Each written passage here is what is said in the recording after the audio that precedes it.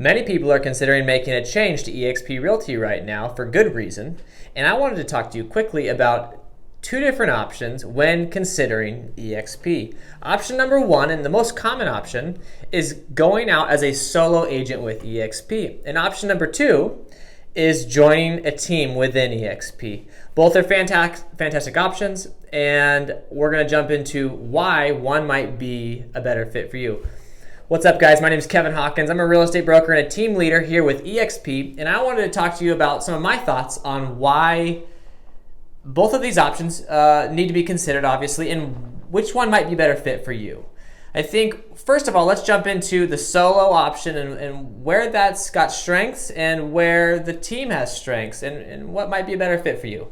So first of all, you're coming into a point in your life where you're going to transition to EXP. You need to consider what's most important to you. You need to have a really close look at your business, and that will point you in the right direction of where you need to go and where you want to go. So first of all, have a good look at your business. And are you new to the business? Do you have an established brand?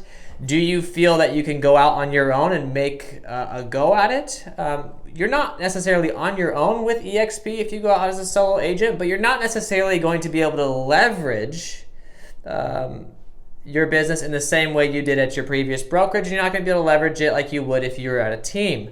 You're going to need to rely more on your personal branding and your personal footprint that you've created or you're going to create to be successful. EXP is an amazing opportunity for people that want to go out on their own, especially those that have the ability to create their own brand and to market themselves.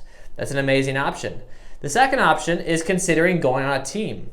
The team is an amazing opportunity for somebody that maybe they're new to real estate. Maybe they don't have an amazing brand so far, or they haven't developed their brand. This is going to be another good option, and this has its own strengths as well. So let's jump into some of the specifics. So the pros of going solo with EXP are going to be twofold, maybe threefold. And that's going to be, you're going to have better commission split. So the split itself is the same. It's going to be an 80-20 split in both the team and the solo. With the solo agent with EXP, you're going to have a $16,000 cap. After you hit that cap of $16,000 at an 80-20 split, 80% to the agent, 20% to EXP, you're going to go to 100% commission minus basically a EXP capped fee, which I think is about $250 per transaction. And that will cap at $5,000, at which point you would be an icon agent. So that's one of the amazing things right there. So plus number two, benefit number two of being a solo agent is the ability to reach icon status. Now, technically you can be icon status in both a team and individually, but generally speaking, there are not very many agents that are going icon status with a team because they have to voluntarily offer up additional $8,000 in commissions to EXP, and that's one of the things that differentiates these two. So option number two, or I should say benefit number two, you can go icon. And what icon is it's a designation once you've reached the $16,000 cap and then done 20 additional deals, which would cap you out on a transaction fee to a total of $5,000. And what that will do is EXP will give you back $16,000 in company stock. So that's an amazing opportunity to basically be an EXP agent at very, very little cost, if not close to $0 annually, which is pretty special. An icon agent is a busy agent, and so again, this might not be something to consider right off the bat if you're a new agent. Now, there are many agents that are new and become icon status if they're willing to hustle and they're willing to market themselves and create a brand and a footprint, and we can help you create that with your business. Side note. So jumping into some of the negatives of being a solo agent, and that would be you are going to have more overhead expenses to run your business. When you are it in your business, you are going to have to pay for stuff like printing, and you may need, if you want an office, you're going to have to pay for that. If you want a lot of the luxuries that come along with a brick and mortar, those are going to be out of your pocket versus being on a team where a lot of those benefits are provided to you as being a part of that team. So overhead is one of them. That's one of the biggest cons. The other con would just be if you're not an established agent, you're going to find that you're going to be playing catch up a lot more in this because you haven't made your footprint in the real estate business. Transitioning into why that agent might have a better time being a part of a team is quite simple. If you're an agent who's newer to the business or you don't have a brand established, a team might be a very good fit for you because you get to leverage somebody else's branding, somebody else's hard work, and somebody else's success. So number one reason why going on a team might make sense for you is you need help establishing your business. You're new to the business, you need contacts, you need support. That's going to be a great place to start. A team already, hopefully, is established in an area with a brand, a recognizable brand that you can leverage. Reason number two why going to a team might be better is you get to leverage all of the infrastructure that team has put in place. So in my case, you would come on our team and you would have an office, you would have printing, you would have software, you would have support staff, you would have the brand, and you would have a lot of the things that come along with joining a very established real estate team in an area. You're going to come on as a member of the team, and that's going to allow you to incorporate, and that's going to give you momentum with your business moving forward.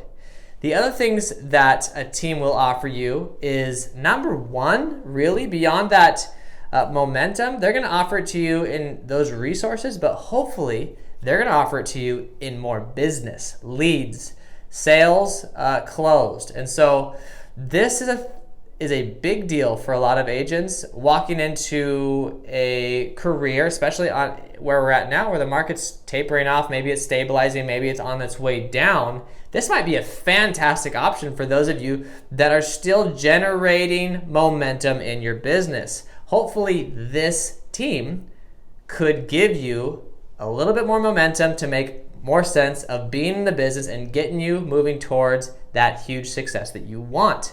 So reason number one, leads. Reason number two, resources.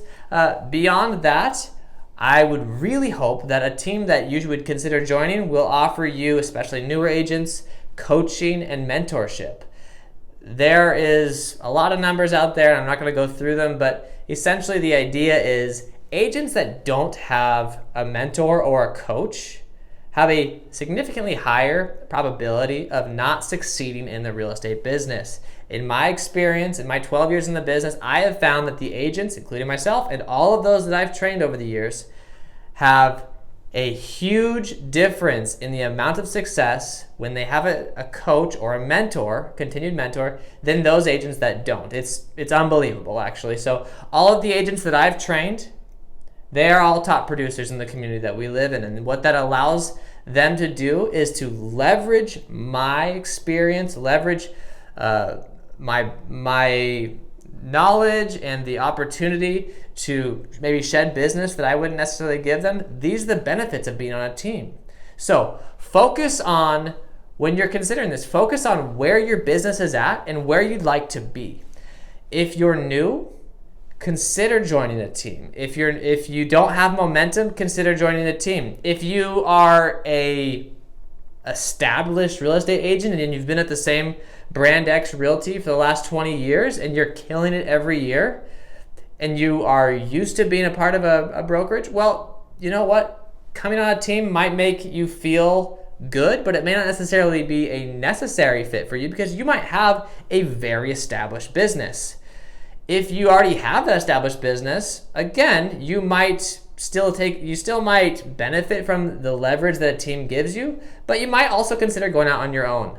There's a lot more to consider here, guys, but I do think these are the big ones. And it really comes down to, can you afford to create momentum, or do you already have momentum? If you don't have that momentum moving forward, if you don't have that brand moving forward, and you're going to jump into a new brokerage, and an amazing one like EXP, I would just consider that. The beautiful thing here about EXP is you can join a team, give it 2, 3, 5 years in the business, get some sales under your belt, and get your brand moving forward, and then you can go solo, or you can start a team. That's another really good option. But if you're transitioning to EXP and you already have all those things, you already have a brand, you already have a book of business, you're busier than you know what to do with, in a solo option or creating a team within EXP might be a great fit for you.